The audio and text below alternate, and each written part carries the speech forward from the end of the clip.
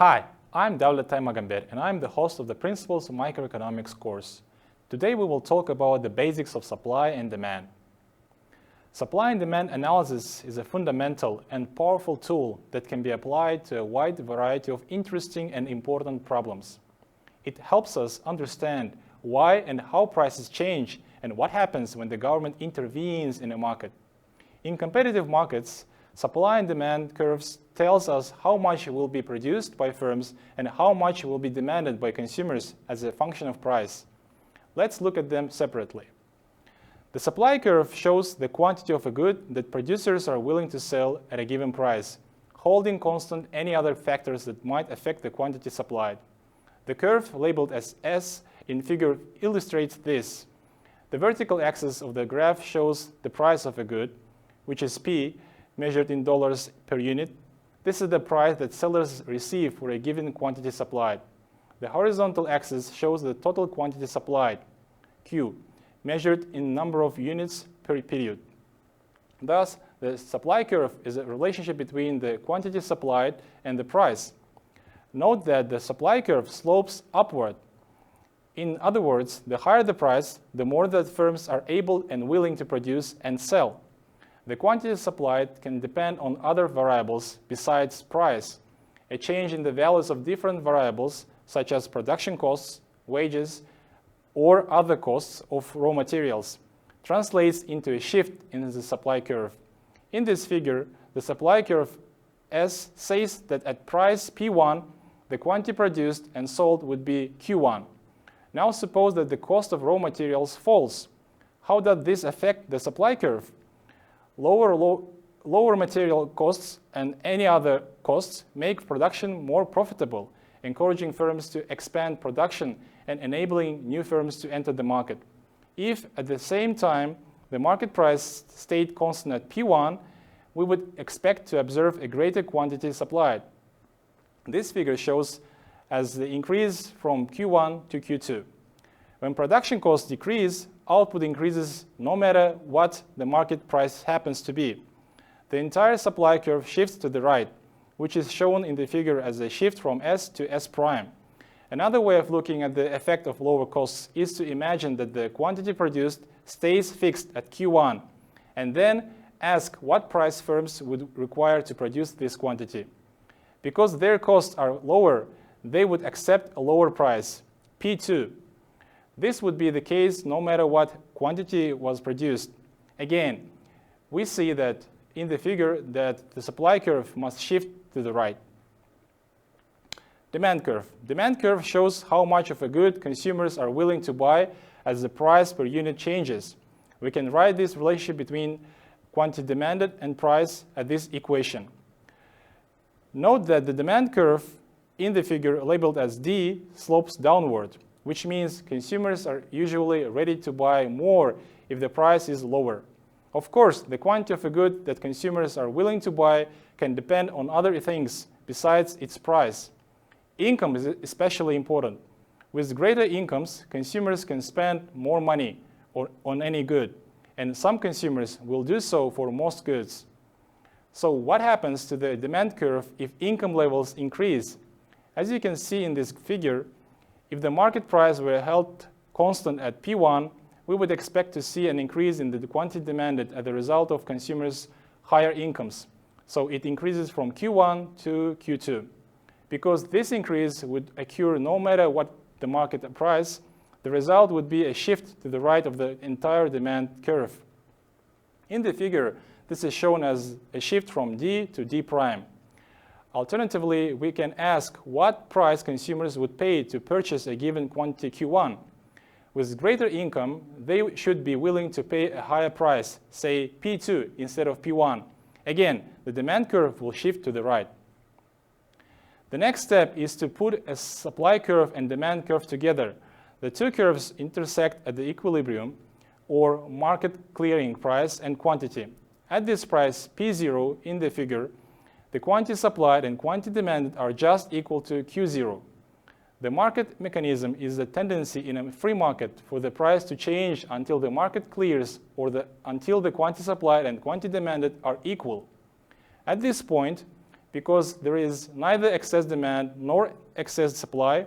There is no pressure for the price to change further. Supply and demand might not always be in equilibrium, and some markets might not clear quickly when conditions change suddenly. This tendency, however, is for markets to clear. To understand why markets tend to clear, suppose the price were initially above the market clearing level, say P1. Producers will try to produce and sell more than consumers are willing to buy. A surplus will result, a situation in which the quantity supplied exceeds the quantity demanded. To sell this surplus, or at least to prevent it from growing, producers would begin to lower prices. Eventually, as price fell, quantity demanded would increase and quantity supplied would decrease until the equilibrium price, P0. The opposite would happen if the price were initially below P0, say at P2. A shortage would develop, a situation in which quantity demanded exceeds the quantity supplied, and consumers would be unable to purchase all they would like. This would put upward pressure on the price as consumers try to outbid one another for existing supplies, and producers reacted by increasing price and expanding output. Again, the price would eventually reach P0. We have seen how supply and demand curves shift to response to changes in such variables as wage rates, capital costs, and income. We have also seen how the market mechanism results in an equilibrium in which the quantity supplied equals the quantity demanded. Now we will see how the equilibrium changes in response to shifts in the supply and demand curves. In this figure, shifts to the right of the both supply and demand result in a slightly higher price from P1 to P2 and a much larger quantity from P1 to P2. In general, price and quantity will change depending both on how much the supply and demand curves shift and on the shapes of those curves. To predict the sizes and directions of such changes, we must be able to characterize quantitatively the dependence of supply and demand on price and other variables. We will turn this task in the next section. Often we want to know how much the quantity supplied or demanded will rise or fall. For example, how sensitive is the demand for coffee to its price?